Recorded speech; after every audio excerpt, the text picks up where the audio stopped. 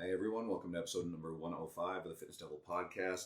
We've got two fellow podcasters and coaches with us today. We got Jason Leenaarts and Rafal Matuszewski. We brought them together to kind of a fun, low-key, shit-talking episode with some of our industry friends, but I think you'll really enjoy it. We talk a little bit about the way we have to walk a line between talking to and interacting with our fitness industry friends and social media, and yet making sure it's still about our clients and the end consumer and helping them and not getting lost in what we've referred to as the circle jerk of our industry. We talk about why everybody started their podcast. There's a lot of chatter about that and the impact those podcasts can have. Some really cool stories about how each of them have impacted a client and changed their life and how that client was sort of special. And some ideas about how coaches can go back and look at the things that were missing from when they started and what we'd like to see new trainers have access to in terms of educational resources. So stay tuned. Shut up and sit down.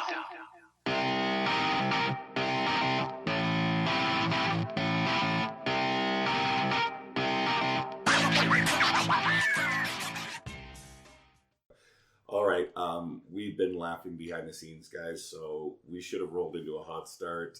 We've got a couple of our podcast and trainer contemporaries from the industry here with us. We've got Jason Leenaarts and Raf Matuszewski, and I'll get the guys to introduce themselves a little bit, their work and their podcast. It's great to have you guys on. So we'll start with Jason. Tell us a little about you, buddy.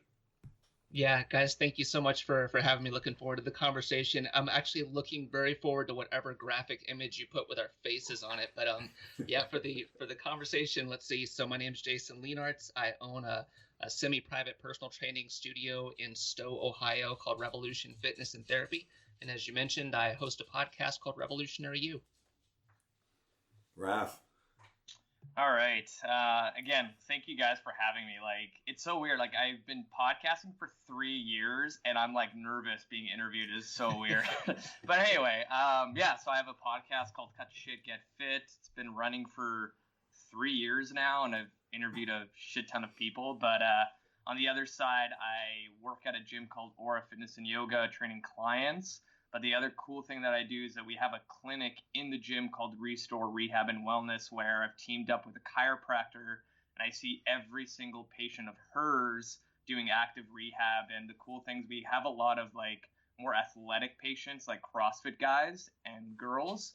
And a lot of times I'm just working on their deadlift, their snatch, just actually cool stuff, and not like, here's how to do a bird dog or here's how to do a cobra if you have low back pain. So yeah, I get to do a lot of different things.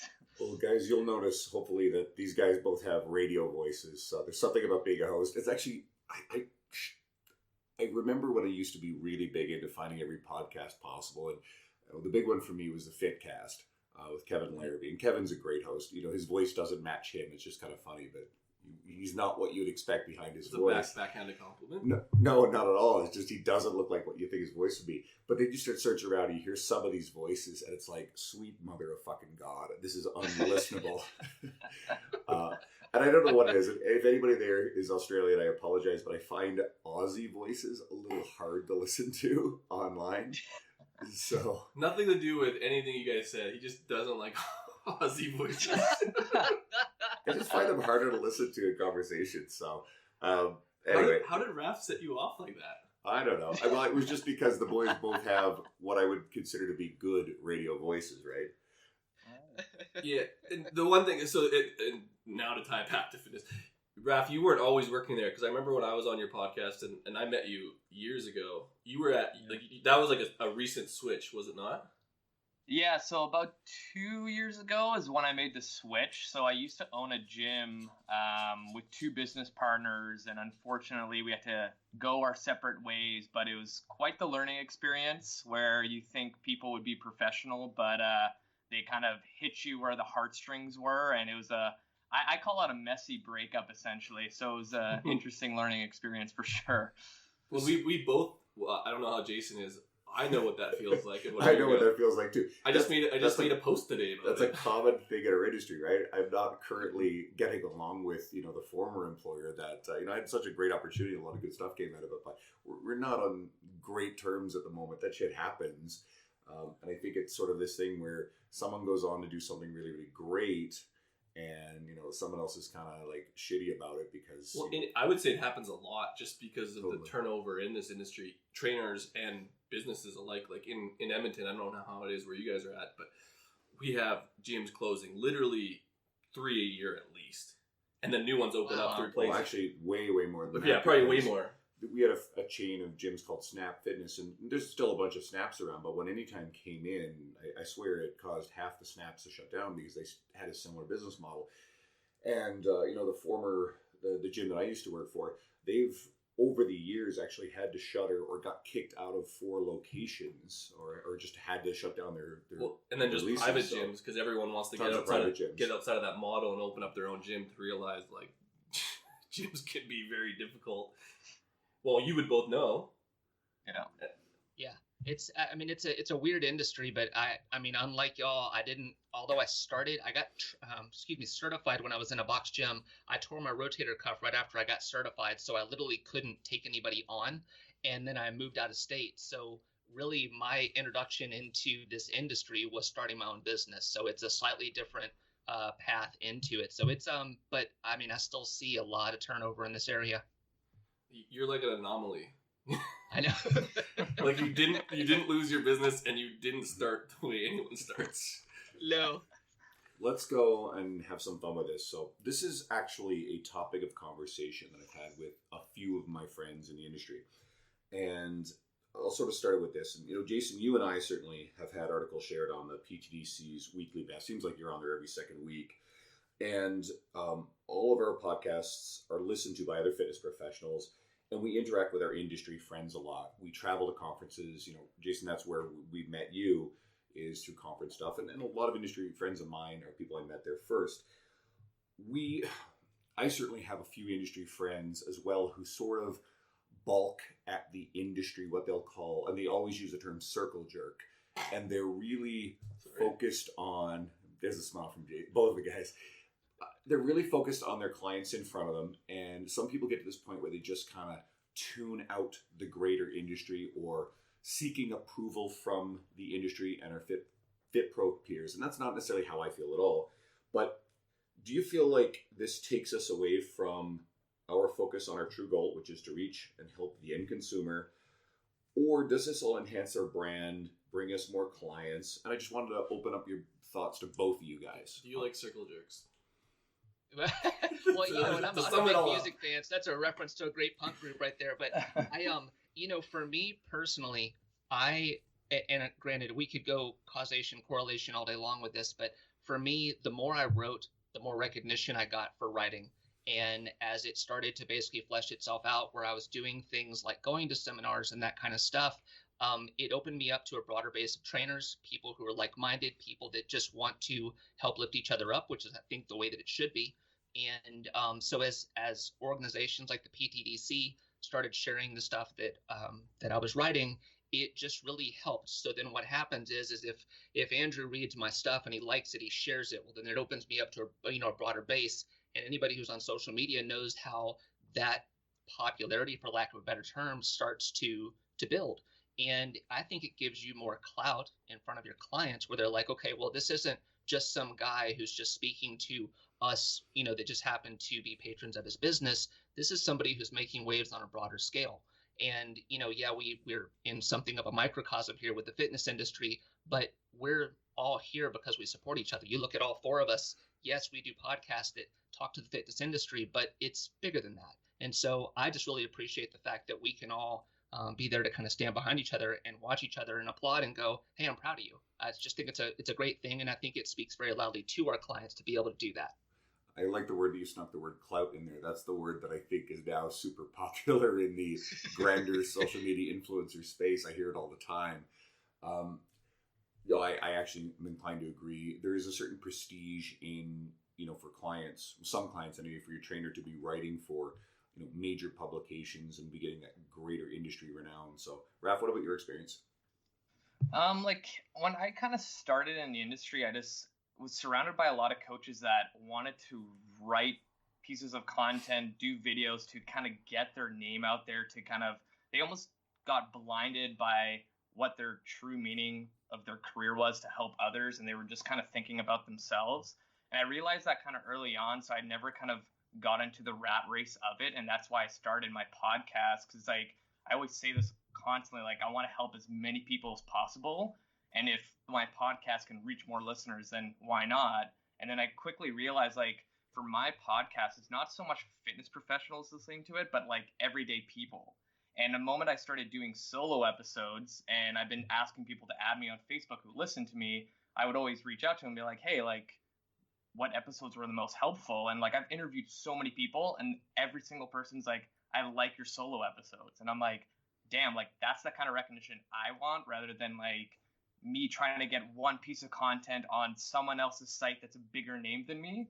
And I think when coaches can kind of really figure out what their core values are and what they really value in life, is going to kind of expose that to the rest of the world. I think that just speaks to, we've talked about it a lot, but intent, because I think the intention a lot of the times with writing and getting stuff out there and content out there is that people are just going to flood you, and you end up inserting yourself in the circle jerk. We'll use that because I like that word, I guess. But it doesn't reach the people that you want to reach. So you went into it with, I'm just going to do podcasts. You end up landing yourself right in the middle of the circle jerk. But because you did it the way you did it, your listeners were the people that were going to buy from you, which I think a lot of people miss the mark, because there's all this business advice. You got to put content out. You got to constantly do this and this and this and this. But usually the people that they end up reaching don't pay the money. And it's not that you need to get paid money, but you can't help people if you're not running a business and people are paying you. And it's almost like it misses the mark, trying to be in the snap dab in the middle of this circle jerk, if that makes sense. There's something that I see very commonly, and it's a fear with new trainers, is trying to write things that would pass muster with someone with my level of experience, 9 years, or Dean. Dean Somerset's a perfect example, right? And I always say to these new trainers, like, okay, you may be mutual friends with Dean Somerset, and you may be mutual friends with some of the rest of us, but most of your Facebook friends aren't friends with us. So They don't give a shit. You're writing to that audience, that end user, not to impress me. If you write something that is really, really targeted towards and will appeal to the person you're trying to help, that's going to impress me a lot more than you trying to write something that I might be interested in. Because first of all, I always tell them this, I'm not buying training from you. You will never sell me training. So I like driving that point home, because they get caught up in trying to appeal to the wrong audience. And I actually I truly believe this. This is where I know there's a fine line. A lot of our industry, including, people that I like a lot, and some that I'm like, meh, whatever, they spend an enormous amount of time writing to, arguing with, or existing within an echo chamber of other fitness professionals. And I think that's where the people who kind of checked out of that stuff, and usually they spent time in there. I can think of two good friends of mine who I won't name, but they're done with the circle jerk is the language that they use, right? And they're great people, and they're much, much more selective in who they associate with, and they have industry friends, but they're very good at creating information and focusing on their gym or their online business or their clients in front of them. And I think at a certain point, it becomes important to learn to shut off all of that online time we spend in, the conversations and the comments of posts, and make sure that we're still taking care first of our businesses and to help the people. You just don't need to be there. Like, you can do it, and like Jason said, it helps get clout, but there's lots of successful businesses that have no Facebook friends in the industry. You know what I mean? Because they're good at their job and they get results, which is, at the end of the day, works. Well, and I mean, you raised a really, really great point too, Andrew, that I want to come back to, which is when you look at new trainers, I think obviously they're trying to make their mark, and having been someone who's digested a fair amount of work from all of you. I mean, Andrew, you write a certain way, and in that way, you are someone who will describe methods for exercise. Rafal looks at the body in a certain way, and he almost has that more rehab look at it in terms of this is the way the body functions. I don't write that way. I mean, I'm talking about stuff that I don't see a lot of people talking about. I want to talk about drugs and addiction and sexual abuse and stuff that probably is a little bit out of the realm of what we're doing, but for some reason it resonates with people. And all of you guys can agree with this.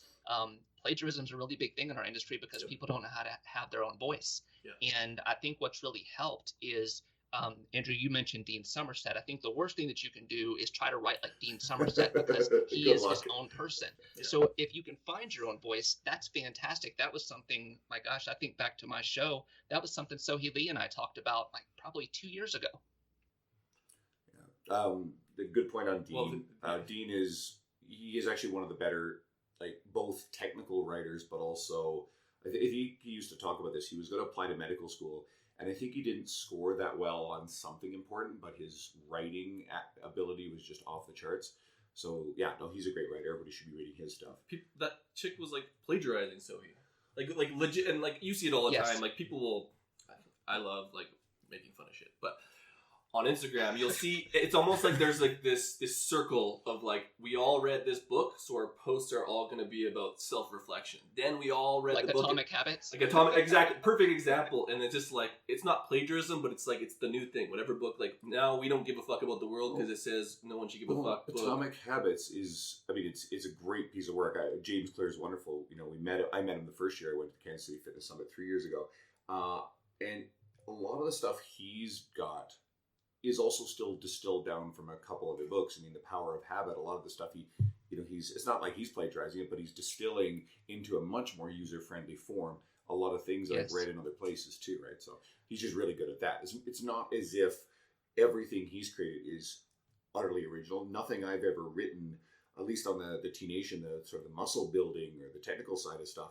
is purely original thought. It's distilled down from stuff that I've absorbed over the years. The stuff I write for my own website's a little different. I think some of that stuff's kind of unique, but I'm like you say about my voice, I'm two different writers for two different venues.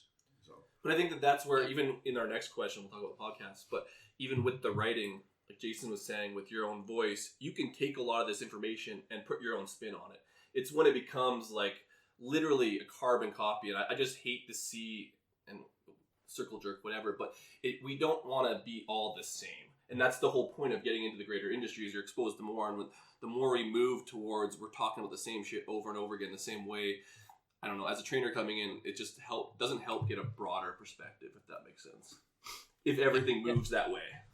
Right? Yeah, like I just wanted to bring up one thing is like I would love to see newer coaches give credit where it's due. Yeah. Like when I came out with my ebook, like one of the first pages is like a list of 20 fitness professionals I followed for years. And I'm like, I basically just use what these people use, so you better go look them up because that's where all the root information came from. Well, yeah, and like then your post is original because like again, when people are writing about Atomic Habits, they don't, like some of them do, but I would say a good half of them just take it verbatim almost, and it's like you got to do this, this, and this, and this. That's right from James Clear. Just say you did that. Like it's okay to read someone's book and give them credit. I think we, as podcasters, you sort of do that inherently by bringing people on. So we slip Dean Somerset's name into every episode for those who kind of haven't figured that out yet. It's a running joke. We've actually missed about 2 or 3. He was our first guest. And one of the reasons is, he is the most influential person on my career, partly because we worked for the same company for, 6 years. And then I left. He followed me out a year later. Now we're both independent trainers under a different umbrella. And he's part of our team for the Strength Symposium, which is this weekend. So by the time people are listening to it, that'll be done. He's presenting there. And he's had an enormous influence on me. So one of the best ways I can help him is to continue to share his work and his articles, get him in front of more people. I think there's a lot of people that we follow. Anytime I'm talking about training volume, especially hypertrophy stuff, I always mention Mike Isertal because I want people to go back and go to the source. And he's, the big one on that. If we're talking glute training, it's Brett Contreras. It just straight up is. If you're talking shoulder work, we're talking about Tony Gentilcore and Eric Cressy and so on and so forth. I can't do justice to the inner workings of shoulders.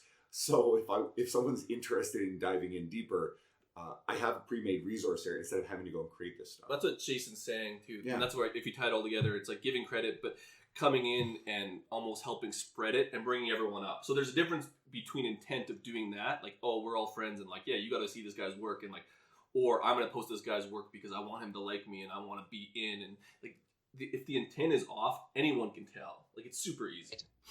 Right. And I guess that this leads actually to podcasting, because we are kind of helping people through our content, but we're trying to bring the whole industry up as a whole. I would say, unless Jason or Raf are assholes and don't care about that stuff. But I'm just going to assume you are, because we're really good judges of character when we bring people on. But let's go back into why did each of you decide to begin a podcast, and what kept you from going where many people try? Well, a lot of people try and they quit. So, like, what kept you going in this? Because we've seen a lot of podcasts start and then they're just off the map. Like, no warning. Raf, take it away.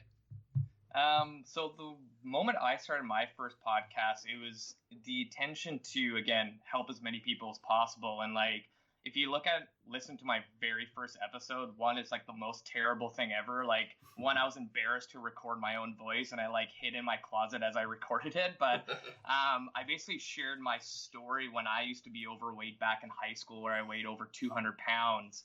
And my biggest thing that I've learned from that experience was like feeling trapped in this rut, in this dark place. And when I got out of it, I didn't want anyone else to feel that way. So I was like, I need to get into some sort of platform to help people. And I was just like, again, goes back to Kevin Larrabee. Like, he's the inspiration why I got into podcasting, because I used to listen to his show like every single day driving into work. And Same. I was like, you know exactly what? I'm gonna, the same. Yep. Yeah. And I was like, you know what? I'm going to do my own, but have a little spin on it where it's more kind of like my story along with other coaches. And it kind of just grew from there. And I've been like so humbled to have so many people on my show that I admire. And like, there's been times where like my recording shit doesn't work while I'm interviewing someone like Molly Galbraith, and I'm like, God damn it, come on, work. But yeah, it's been quite the experience. We were just talking about that before. Like, my whole shit wasn't working, and it might not record, so that's why we got you both to record. It's like, fuck. Backup plan. We literally had, we were interviewing Chad Hargroves? Yeah, Chad Hargrove. Like, in the middle of it, my face went white, and Andrew's like looking at me like, what the fuck?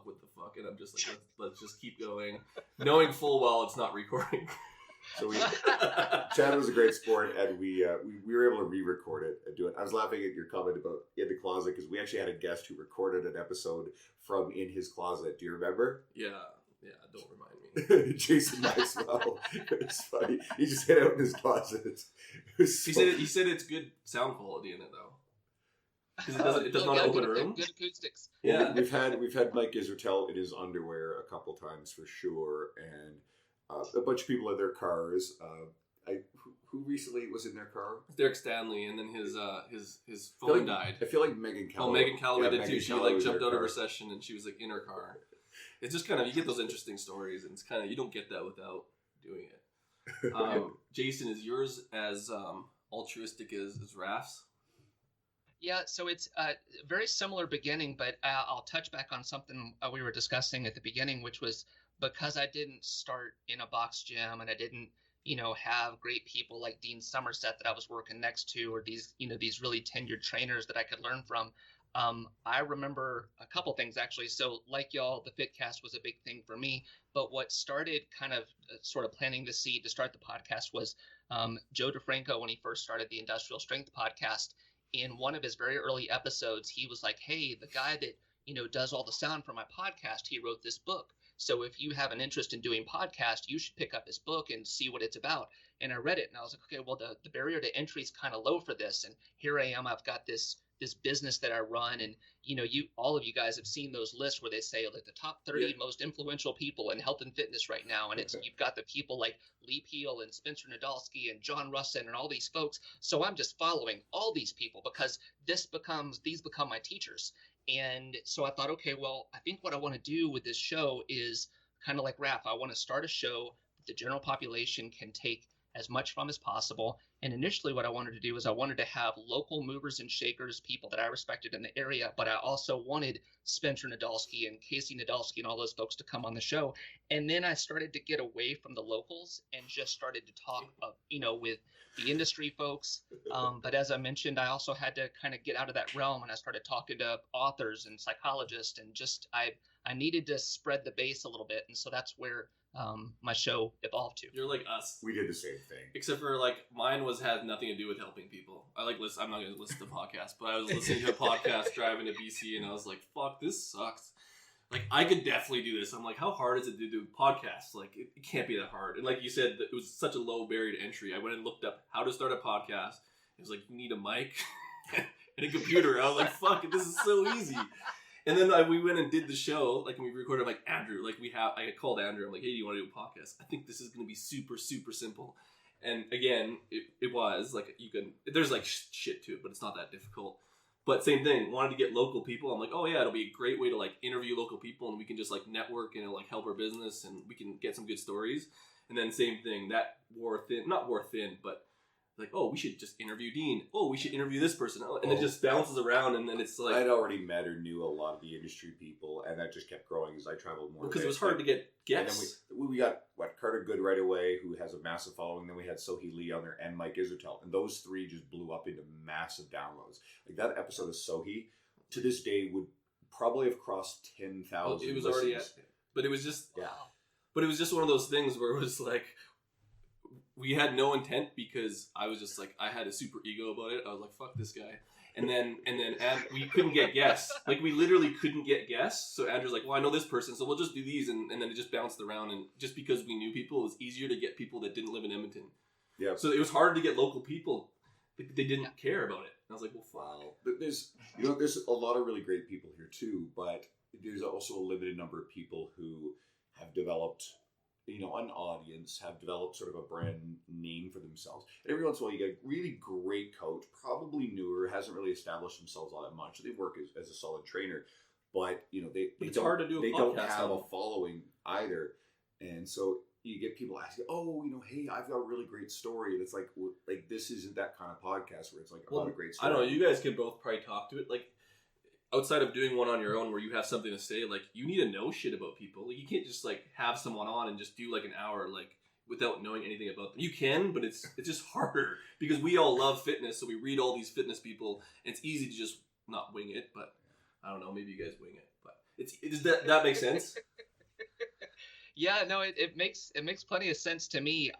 But what I found, too, is that I probably because of my own inherent attention issues, I feel like if I take an episode too long, that maybe it's not quite as engaging. So I've almost always intentionally kept my episodes 30 to 40 minutes with a few certainly exceptions to the rule.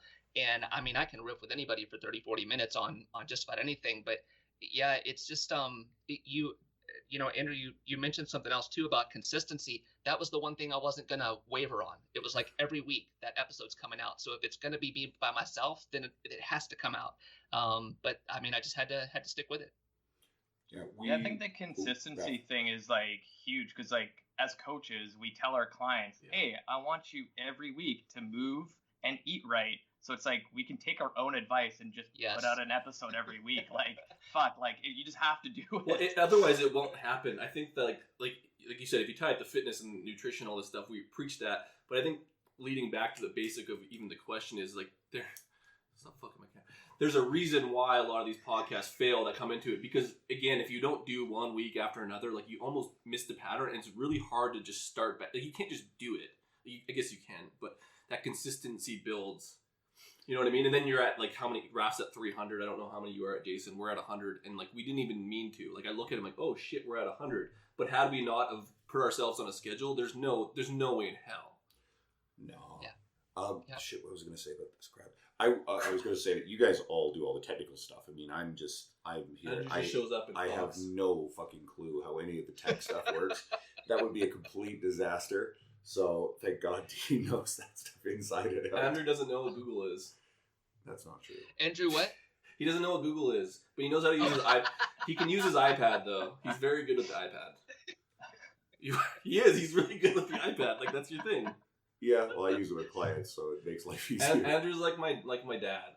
Like I got my iPad. I can do this. I know exactly what Andrew can do well. I'm like, Andrew, you fucking do it, and he does it so well. Like the stuff he does well. Like I wish he knew how to use tech because he would probably be 10 times better than me. He just learned how to text, so he was still using the T9. This. That's awesome. Thank God this is actually not true, but yeah, I sometimes feel like that. I'm of a different generation, so. Jason, how old are you, if you don't mind me asking? I will be 44 in 2 Oh, you have months. no excuse. So you're actually a little older than me. Okay, cool, because I'm 41, right? So I actually thought I was the oldest here.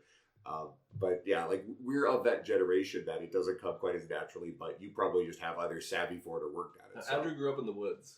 That's not actually true. That is true. There was woods behind my house in rural Newfoundland. No, there actually was woods. I'm pretty serious. Like he lived in small town Newfoundland. Like there was literally ocean on one side of the property, and there was woods on the other side of the property. Right, so dirt road. All right, we don't have a ton of time because I'm constrained today. So I was hoping that each of you guys had, a story of a client to showcase the power of what an individual can do to change their life if they choose. And the key here is the choices that they make, and then the role you were able to play in shaping that change. I want to give something to the enthusiasts so that way they don't get lost in all our industry banter. Yeah, Rafi, you want this one? Yeah, Raf gets it. Sure. So one client always comes to mind because I think she's been training with me now for 8 years. Like it's been a long time. And I think this happened probably 3 or 4 years ago. She was doing the Ride to Conquer Cancer, which is like a bike ride to raise money for cancer research here in Vancouver that goes from Vancouver all the way down to Seattle. I think you can either do it in 2 days or 1 day. But anyway, it was 1 year where we had like a really, really big windstorm. And as she's riding, a tree broke, fell on her back, severed her spine, and destroyed her scapula. And she was like rushed to the hospital in Seattle, got fused from like, I think it was like T8 to T12. Like it was a pretty nasty surgery. And then on the Sunday, because I train her on Monday mornings, she texted me in the hospital. She's like, hey, I'm not going to make it. I broke my back. And I'm like, the fuck? And then she starts sending me like x-ray images. And I'm like, oh my God, like, are you okay? You broke your back. Yeah, like, and then as like the days came by, she kept texting me asking like, hey, so when do you think I could get back to the gym? I'm like, I think you should probably go see a chiro or a physio or someone before you see me. And like, when I started training her, she never really had like the confidence in the fitness and health realm. It's kind of the first time that she was in a gym itself. And I think just the fact that she enjoyed the experience, it made it like almost addictive. Like she always wanted to come back. And then I was seeing her like going from, being super active to being literally in a bed because her back broke. To her texting me saying when she could get back to the gym. And literally, like, I'll always remember this date. Like, this happened August 24th. Her first day in the gym was literally December 18th of the same year. And I was, like, counting to myself, I'm like, September, October, November, 4 months, Jesus. We didn't do that much in the gym. It was just more of her getting back into the rhythm and just us talking. But I've never seen so much, like, determination and passion for fitness when she came from, like, nothing, where she just didn't even know what the gym was. So it was kind of cool to kind of see a story like that, and I was just part of that journey for her. I tried not to picture Mike Tyson. I got a super awesome story, but I could just imagine her texting like, I broke my back, and you're like, yeah, like whatever, but like, but she actually broke her back. Like that's crazy. It's actually, yeah. I have a buddy that did the same thing. It was in his neck, but way different story. Someone fell asleep at the wheel, and then they launched off one of those side road things, and their truck went 100 feet in the air. Anyways, hit his back so hard he broke his scapula. Like, I've never heard of anyone breaking their scapula. And anyways, same sort of story. So it's just like that's hard to come back from. Unbelievable. Yeah. That's sweet, Raf. Jason? Yeah, so I've got a gentleman by the name of Hugh, and Hugh is 77 years old. I've worked historically, or looking back, I've worked with his wife and a couple of his daughters. And when Hugh came to see me a couple of years ago, he was about 6 months removed from a quadruple bypass surgery and an aortic valve replacement. And he's built like a swimmer. He's tall. He's just broad, lanky, that kind of thing. And it was one of those things where when his daughter brought him here to get started, the doctors were like, we don't want you lifting more than 20 pounds. So I'm just trying to get his body moving and giving him some light weights to kind of move around. And I remember setting him in front of like a lat pull down machine. And so I set it just kind of light, 30, 40 pounds, just to see how he felt with it. And he kept jacking the weights up. Every time I'd walk away, he'd keep moving the plates up a little bit more. And I was like, okay, this guy's going to be a real treat to work with. And he's strong as an ox. He wants to trap lift all the time. He wants to squat all the time. He wants to deadlift. I posted a video of him the other day. He was doing work sets at 355 on his trap lift. He did a set of 4, and the whole time he's screaming at us, weenie weights, weenie weights. I mean, he's a different breed of person. He trains here 5 days a week. I don't ask him to train here 5 days a week. He just wants to train 5 days a week. And I can't even take credit for the kind of person that he is. So I use his daughter's words, probably because it says it the best. She said, you gave my dad a community and environment that he looks forward to coming to, and my family can't thank you enough. So he's just, anybody who trains with him, he's so special. He really, really is. So, I mean, that's somebody that if you train at a certain time here, everybody knows who Hugh is, and it's just tremendously inspiring. You guys both hit on a really critical point. I think it cuts to the core of how I approach my training, but how everybody who is successful feels. Looking forward to it, having a good experience. A lot of coaches get really caught up in technical programming and periodization, and that stuff can have its place. It's important. You don't want to give people bad workouts, but if they enjoy the experience, and that's where a trainer or coach's role is big, because if you can develop an amazing relationship with people, or if people coming into a gym setting and they just like the gym environment, they're more likely to come back. If they continue to come back, the consistency is the thing that we're always talking about to all of our clients and our media messages. Consistency will add up. Even a average or mediocre program will get someone good results if they're really, really consistent. A perfect program that someone doesn't stick to gets them nowhere. Not that I'm advocating giving people bad workouts. Give people great workouts. But if they keep coming back because they enjoy the experience, then it cuts through the need to have willpower to show up every day. They want to be there. Their identity becomes that of a fit and active person. They're no longer dreading coming to the gym. They're no longer sitting in the parking lot for 10 minutes contemplating coming in or not. We've all probably had clients who've done that. One of my clients recently mentioned something like that. But if they like the experience, they're going to get consistent. Kyle, I just had Kyle Dobbs on, and that will be released Tuesday. I don't even know in reference to this one. But it was touching on what all of you were saying was that it ends up being a decline experience because most people aren't like us trainers. Like, we're the 99% who like being in the gym, who like tracking our diet. Like, that's weird for a lot of the people. And I think a lot of new trainers, and we'll talk about RAF mentoring and all this stuff afterwards, but they don't understand that, like, people aren't like us. So we're seeing it through our eyes, and, like, to kind of make them feel like we feel in the gym, that's probably our main obstacle a lot of the times, because they have to feel that community. They have to feel like they like it, because a lot of people will see the gym and be like, there's no fucking way. And both of you have described a situation in which seemingly it's hard to get in there, and now they're loving it. And, like, you basically you nailed it, because the programming, they don't care about the programming and the science a lot of the times like we do, but that shit's boring for most people. So to get them to like fitness, that's a huge accomplishment on any trainer's part, and that's usually low-hanging fruit that's totally bypassed a lot of the time. I think it's the most important thing. Yeah, absolutely. Yeah. Especially when they're giving their money away to you. Yeah, it sucks. Exactly. Any other tidbits, any other things that you personally feel very important that anyone listening, either as a coach to how to approach their clients or as an enthusiast with their own efforts to get in better shape, anything that you have that you really like or believe in?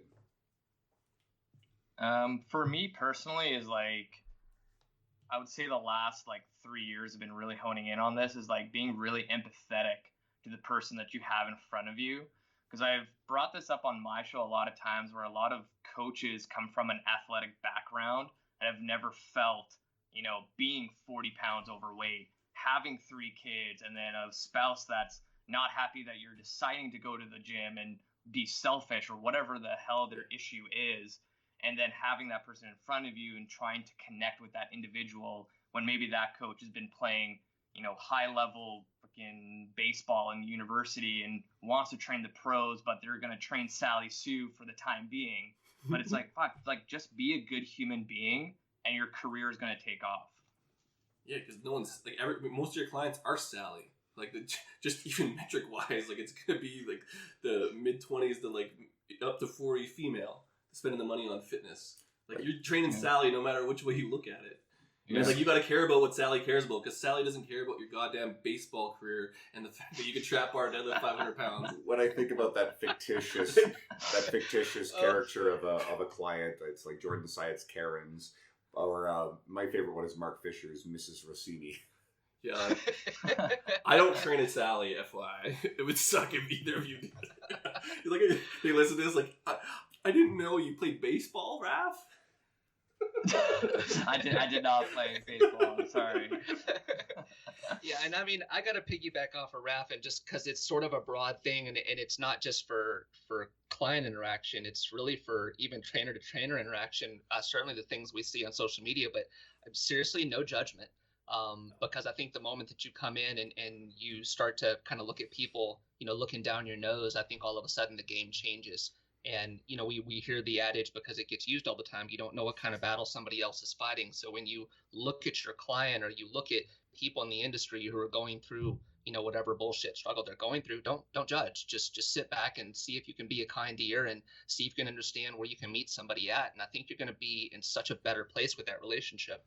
Well, I think even that's with clients, and I think even with trainers to trainers, because there's this big thing right now, like everyone's fighting over whatever. Like right now, I think I went and read like novelty is now like not the way to progress. You need to do the same thing over and over again. Anyways, people go on camps, and then it just makes it's almost like everyone's judging everyone, and it's like you don't know what the fuck they're dealing with. Like maybe they like not like, you know what I mean? Like there's always a contextual argument that is always lost with a lot of these things. And that goes with clients, but it's also going with the industry as a whole. Does that make sense? Yep. Yeah. It's like judgment is rampant. I just don't get it. It's like, I don't know. I guess it just puts a negative spin on a lot of things. But it gets lots of likes and social media stuff. What, you want me to ask him about... Oh. I always have to make up... So this is like totally calculated. This is our podcast. I like to pretend like I don't know there's a question, and Andrew's like, you got to go back to the script, and then I just make fun of how the fact Andrew writes the scripts. There is some good news. My first client, he's it's not good news because he's got to go take his dad to the hospital. His dad will be fine. I know the story, so I've got a little bit more time here with you guys, so we don't have to rush as much. So sweet. So Andrew's gonna stick around for a little bit. We can finish the podcast. So this goes into the next part about Raph. So you've served as a mentor to new trainers, and you see both the challenges and resources that people have to work with coming up in the industry. So what do you feel like in terms of new and emerging coaches need to start their career off right? What do they need to start off right? And what, if anything, would you wish you had when you started? And Jason, we'll get your thoughts on this as well. Yep. For me personally, when I first started, I think it took me a year before I could figure out who Mike Boyle was. And I was like, when I saw his work, I was like, fuck, why did I have this when I first started? Like, it would have been so easy. And recently I went to Long Beach for the Perform Better Summit, and I got to meet Mike Boyle for the first time. But his whole presentation was take whatever I'm saying and distill the shit out of it so you can better help everybody. He's like, I don't even care if you take my slides and present it somewhere else. He's like, at least you're making the freaking industry better. And then that's what I've been telling all the coaches at my gym that are new. I'm like, steal my shit. I've been in the industry for 10 years. I've seen a lot of crap. I've kind of summarized into things that I like to use with clients. Here you go, start implementing it. Rather than for the first couple of years of my career where you're like, oh, this is kind of cool. Fuck, it doesn't work. Oh, this guy has more better stuff. I'm going to start using his stuff. And then you kind of keep bouncing and finding better ways to serve your clients. Whereas now it's all this information is available, and I'm like, I can just take all this info and give it to all these new coaches to now better the industry. Because it goes back to my core value of helping as many people as possible. I can only see so many clients or so many patients in a day, and I'm like, but if I can mentor other coaches to do a good job when it comes to training and serving clients, now my reach is even bigger. Well, it's interesting you say Mike Boyle, because that's exactly what happened with me, except for I didn't wait a year. It was a month. So it's totally perfect. But like a lot of those resources, and you can use Mike Robinson. I think it's like R7. Anyways, Robertson. Yeah. What did I say? Robinson? Yes. We got to get Mike on here, by the way. I met him a couple of years ago. He's a sweet, awesome dude. Yeah, and they want to better the industry. And a lot of those resources, it's just like, it just makes life so much easier. Because we've all went to school, and school didn't teach you shit. And then you go read Mike's book, and you're like, fuck, everything's laid out for me. Then you can focus on what you need to do as a coach, as opposed to understanding what needs to happen, because it like lists everything for you, and then you can kind of learn and distill things further down. But at least you have a starting point.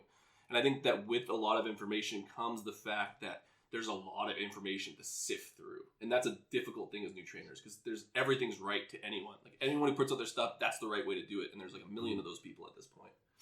Yeah. I'll throw in a couple thoughts that I had, because maybe Jason wants to weigh in. No, we'll get to Jason, but I want to throw something first.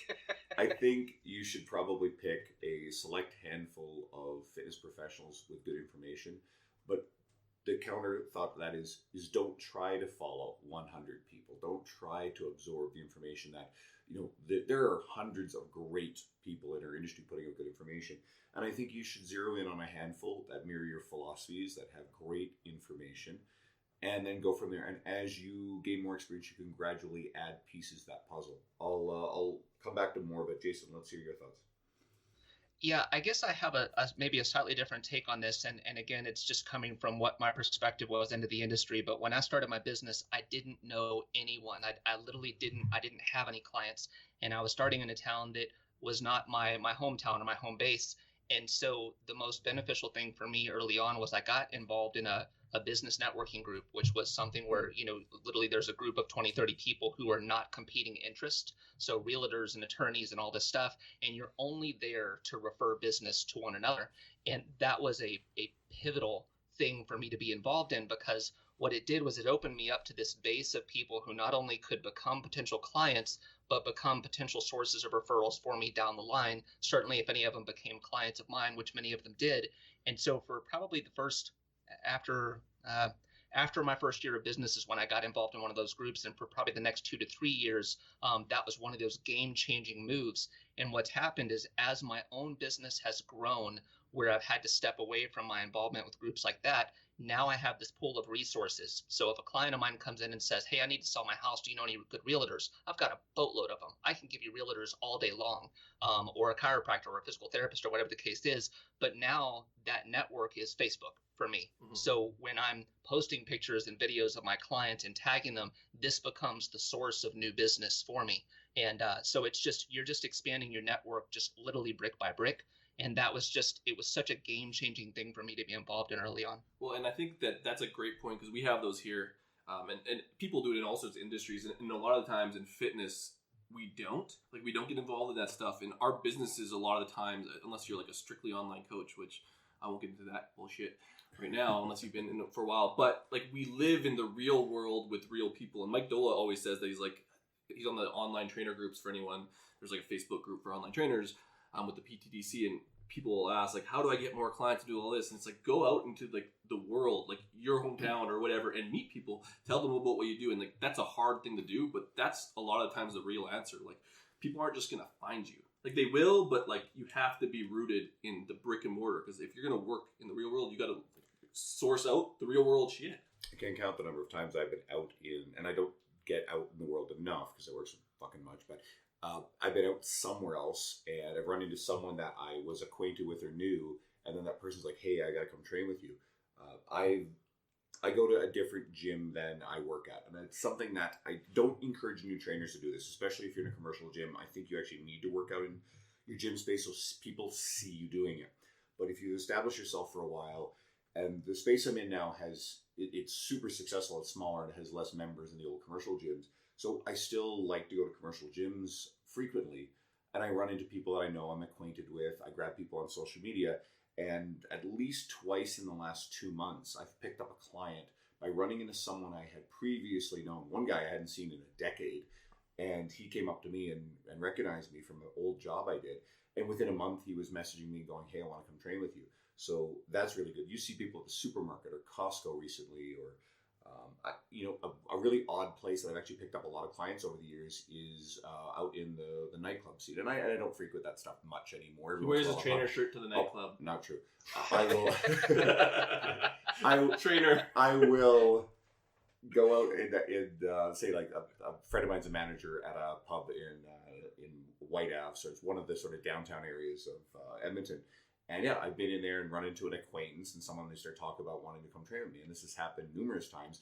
And I remember I worked at a bar 6 years ago for like half a year as a bouncer, just when we had a really slow period at our old commercial gym a long time ago. And at least 4 or 5 of the people that I had worked with in that bar or I had met in that bar space became clients of mine. One is active, and he still works in the bar industry. He's become a really, really good friend, and that has been a useful resource too. So I don't necessarily advocate trainers go and have a second job. If they're first starting out and slow, I get it totally. I like to see people totally all in on the whole job. But funny enough, you can actually get clients from working in those environments too. Well, know the real world. Yeah. Like even we talked about it, like know what's happening in the news or popular culture and all these things. Like they have nothing to do with fitness, but everything to do with being likable and understanding people. And if you don't actually understand people and where they live and where they're at, how are you supposed to meet them there? Right. That's right. And like watch Game of Thrones. Like fuck. There's like, so super random. There's like this. My wife sends me this meme, and it's, this has nothing to do with fitness, by the way. But she sends me this meme saying like now it's a badge of honor to not have watched Game of Thrones or even been interested in it. So now people are wearing their like badge of honor. Like, I didn't even give a shit about that. And like it's like, how did you not watch Game of Thrones? That's Like you're just common. That's a thing, and I actually think it's. I'm going to put some direct language on this. I think it's kind of a loser thing to brag about that sort of garbage. yeah, like you're completely a loser. You didn't watch Game of Thrones. The most recent one is Tool. So Tool, same the band, thing. Nice. 13 years ago was the last album they put out. They put out one, and I love it. I'm a big Tool fan. And you see the memes and people being just stupid and shitty about it. So I actually made a post because I picked up He tickets. literally made he wrote a book about it, basically. It was a very short post. And I picked up tickets to Tool in Toronto. So I'm going to go to 2 shows in Toronto in November. And I'm excited about it because I had to miss them 2 years ago when they were here. I was in Newfoundland for my grandmother's 90th birthday, and there are priorities. And I saw them 9 years ago here, and I love the band. And you never know when something happens. Lots of bands are no longer exist. I love Pete Steele of Typo Negative died. I never got to see Typo Negative. They're fantastic. Other bands break up, so you don't always get those opportunities. They stop touring. So I said, okay, cool, I'm going to go to this. But I prefaced this because I've seen so much negativity, and I said, you know what? If you're one of those people that likes to say this kind of crap, like this isn't about you, so stop stealing other people's joy about something that actually means a lot to them. I love their music. Their new album is sensational. And what's the background on that? Because I don't like people don't like Tool or they like them, right? Is that the thing? Well, I think it's more trendy and cool to hate on it or to shit on it or just to make light of it, right? So it's like Nickelback. It's like everyone hates on Nickelback, but they're hugely successcuseful. Like I don't even like Nickelback. We put Nickelback and Tool in the same thought process. But like, how do you make fun of Nickelback when like logistically, they obviously were like people don't agree with that opinion, yet none of them back them up. Like you all bought their fucking CDs. Lots of people are listening to them. I actually use several Nickelback songs. This is an admission I'm comfortable with as my favorite heavy, intense songs when I lift heavy. Really? Every Nickelback album is the same. They have a formula, and there's a upbeat bar party song, and then they have this intense, fast, like metal song. And I actually like that particular sounding song. So they're often some of the best ones. There's an album, Feed the Machine. The actual song is Feed the Machine. There's another album, This Means War. Another album, Million Miles an Hour. They're all the same song, just on different albums. But they're really good for heavy lifting. I think you should. And my other one is Big Wreck Ladylike, because that's just heavy and intense. You should make a post about this. I probably will. It's actually like too brilliant. I do want to mention the Tool thing for a second, because I think a lot of the people that are bitching about it, they want them to go back to the first couple albums. They want Undertow again. They want Enema again. And it's like, you can go back to interviews with Maynard where he's like, we're not going to write that stuff again. We're not going to write those songs. If you want to hear those songs, you listen to those albums. So honestly, I mean, I think Fear Inoculum, it's the next logical step forward for the band. And I thought it was great, but the Tool fans are going to stay Tool fans, and the people that were sort of lukewarm, they probably cast them off. I love the new album. I do think it's the best one they've ever released. It's an evolution. It's got a lot of the same sort of stuff that you've heard in different albums along the way. Oh, and for anyone who's a hardcore Tool fan, Numa is better than Tempest. I'm sorry. Tempest is the first half of Tempest is actually kind of mediocre, and the rest is really good. But Raf's just sitting there, doesn't watch Game of Thrones, hates Nickelback, hates Tool. Yeah. Like, I want to talk about Machine Gun Kelly. Raf, I like Machine Gun Kelly. Probably watches reruns of what is it? The Gilmore Girls. Oh, I actually watched the Gilmore Girls. My mom, I used to watch with my mom. She liked it. See, I just got Dean to admit on air that he watches the Gilmore I would Girls. say a lot of more people watch Gilmore Girls than... What I've been watching right now is reruns of Friends. And I was gonna say, haven't watched that show worse. since when it first came out. And I'm like, fuck, Netflix has all the seasons. And I'm like, this show is fucking awesome. Aren't all you millennials offended by Friends? Isn't that what I hear? It's supposed to be like this. I don't understand that. I'm like, fuck, it was written like in the 90s. Get over it. Like, what do you expect? It's like when people are like, they're triggered by the Dave Chappelle one. It's like, Jesus, like, don't go on the stand-up comedy specials. Like, they're gonna say bad shit about anyone who is triggered by Dave Chappelle's comedy. It's meant to trigger you. Do you see? You guys know who Raj Law is, right? He's part of Mark Fisher Fitness. And so Raj actually posted this thing, and you can go to the comments, and of course it goes back to our industry circle jerk bullshit. I didn't even post in there, but I read a few of the stuff, and it was very, very predictable who in our industry hated on it or disliked it or used the cliche bullshit like, oh, it was lazy or it was tired or whatever. It was like, no, it offends you, right? It's meant to offend you. And these are the people of a certain ideological leaning. I won't go too far into that stuff. He was racist on TV. What? He was talking about race issues on TV and making fun of it. Like, of course he's going to be the worst person in the world on the stand-up. He basically took the piss out of political correctness, which is what I love the most. So, anyways, I don't even know how we got here. I got here because I talked about Game of Thrones. It's classic. It's just that every time I look at Andrew, like, I think of Tormund. Like, he looks like Tormund, and it's just like there's always a Game of Thrones reference somewhere in it. Let's give him the book one. Let's get a book from each of you guys. If there's anything that has been influential in your philosophies in your career that you want to share, no research manuals this time, guys, please. No. Every once in a while someone's like, oh, I don't read much, but I like reading research for fun. It's like, okay, that's great. Wow. So yeah, you guys got anything that fits that? We'll go with Raph first. Sure. So the book that I always go back to is Essentialism. And like, choice. I read that probably like, I don't know, 3 years ago, and I'm like, fuck, it is so good. So every person I meet or any coach I meet, I'm like, fucking read Essentialism. It's going to change your life. Just focus on what's really, really important in your life, and you'll be set. And then you slip them a Nickelback CD in the middle. Yeah. Sorry. Second vote for Essentialism. It's one of my tried and true favorites. I think it's really important. So everybody should read it. Jason. Yeah, so I'm going to reference a book that I've given to a lot of clients. It's called Younger Next Year. Do y'all know this one? No, I've never heard of that one. No. So Younger Next Year, to give you some backstory, it's written by two guys. The one gentleman is like a 70-something retired former, Manhattan prosecuting attorney, and his 40-something-year-old geriatric doctor. And they basically trade off chapters talking about the things that you should do to improve your health. And it's not just about you should eat this way, you should train this way. The attorney, the 70-something, is crazy. Like, he's all about lifting heavy and doing crazy ski slopes and all this other stuff. But he realizes he has to take care of his health. But it's also about, do you have your finances in order, and how's your relationship with your wife? And it's something that when I think about the clientele that I serve, this is something that they all deal with. And he says snarky shit like, don't ever eat French fries ever again. French fries are the worst food for your health. But it's something that's got a fair amount of humor and a fair amount of health into it that most people can relate to. And it was the first book was so popular that they did a revision of it called Younger Next Year for women, so they could touch on similar topics, but as it pertains to the differences in biology and with that gender. So both books are great, and I've given away more copies of Younger Next Year than I can possibly count. That's sweet. I never heard that one.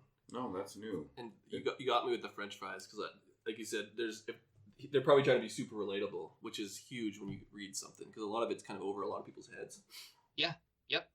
That's sweet. Just reminded me of one of my clients. She's a sweetheart, and she loves anything that is derived from potatoes. So it's chips, fries, you name it. That is her weakness. So French fries can't be that bad. um, Like maybe like the bad French fries, but there's like good ones. if you get the Canadian version with soggy gravy and cheese curds, and I actually think poutine is So one of the good. most disgusting substances known to man. So I actually had poutine on the weekend at the wedding. Like before the wedding, we went out, and they had like 10 different types of poutine, and I got a donair poutine. So it was a combination of like sweet sauce, gravy, cheese, donair meat, and fries. And it wasn't that good, but like I was thinking the same thing. I'm like, fuck, this shit's like this is shit. I think it looks like vomit. Like seriously, it's one of the most disgusting things I could possibly imagine, and I don't know why it's so popular. Well,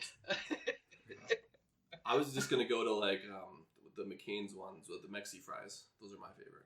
Like those can't be bad. What are they called? Tater tots. Tater tots. Did they say anything about tater tots? Did they say anything about tater tots in the book? I don't think so. Now all I can picture is Napoleon Dynamite, and I pray to God people have seen this Oh, movie yes. where he's got the tater tots in his pocket, and whoever the other one is like asking for the tots. He won't give them to him, so the person kicks his pants and smashes them. Okay. There's way too much self-indulgence here. We're sorry for all our listeners, but like sometimes it just we went to darker places, so it's all right. You get a mixture of everything. Like this inside the mind of podcasters and the kind of bullshit when we get to talk about ourselves, right? Well, so like if you're like listening to this and you were talking about podcasters, like the amount of shit that goes through my head sometimes that I don't say is quite substantial. I don't know if you guys have the same thing. Well, I usually say it, so Wow. I'm trying to be politically correct. I'm not. Yeah. We'll go with where do people find you guys? Raf, we'll start with you. If people want to know about Raf, your podcast, where's the best place? So my podcast is on iTunes, SoundCloud, Stitcher Radio, Google Play.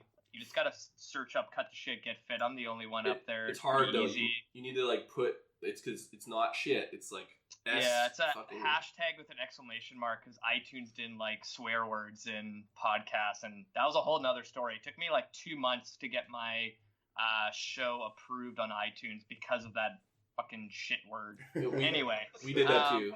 Yeah. I'm not bitter. We didn't get on because Andrew put hell in the description.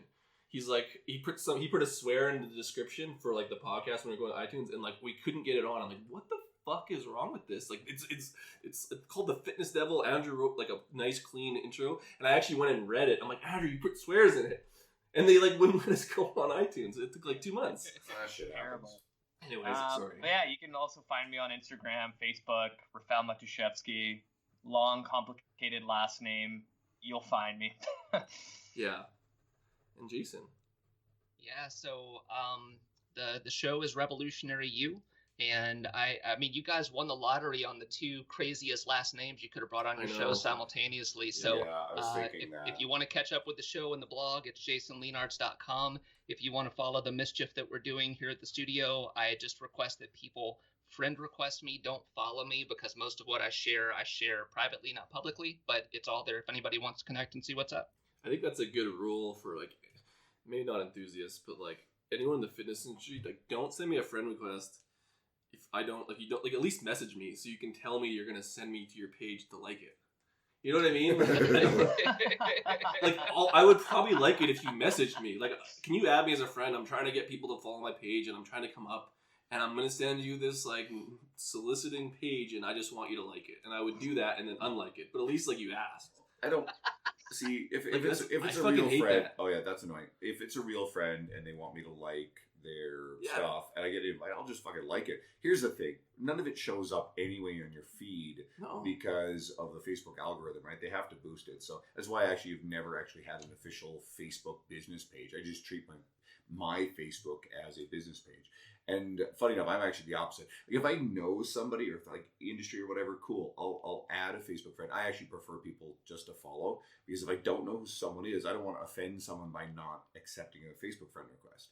So yeah, like just give it a follow if you're, and please comment and interact. If I get to know someone and I realize, okay, you're actually a real person and not like it's obvious to tell what are fake But profiles. it's sometimes You have lots of fake profile friends but on this Facebook. is where the lesson comes in. So you want to learn something. There's a silver lining. I just started adding people because I'm like, fuck, people are just like messaging me, and then it's just like, then it just got like crazy, and there's all these fake people. I'm like, fuck, what happened? I'm like, I let one bad apple in, and they ruined it. So now I don't even like. I have to know them, or they have to message me.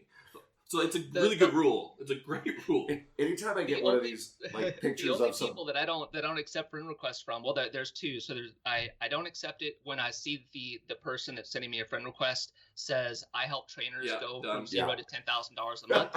So thank you. And the scantily clad girl that's got 3 friends and 1 mutual, I don't accept those either. She's not gonna so bang you. that's about it. Did you guys get a friend request from what's his name? Farouk.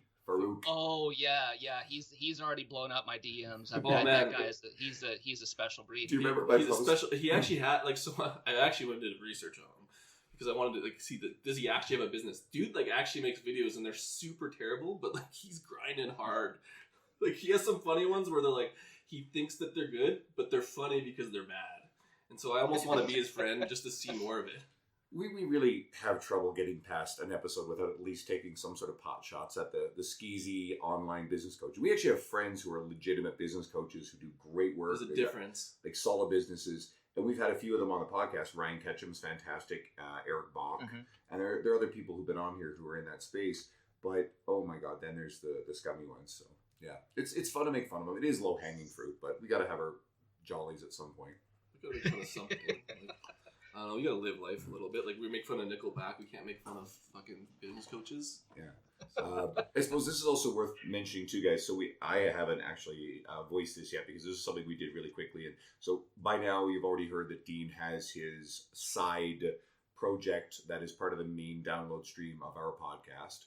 So, and you called it Barbell Me Search. Barbell Me Search. Cool. So it's actually quite different from what we're doing here. It's something that he's got more free time and it's something he's passionate about. So they'll actually be very different sounding episodes. He's going to be interviewing probably a different style of fitness professional from what our mainstream often is. So if you are one of our main listeners, give it a shot. If it's something that really appeals to you, then they're going to come in the feed. If you're really more interested in just staying within the main feed, those are still coming, so don't worry.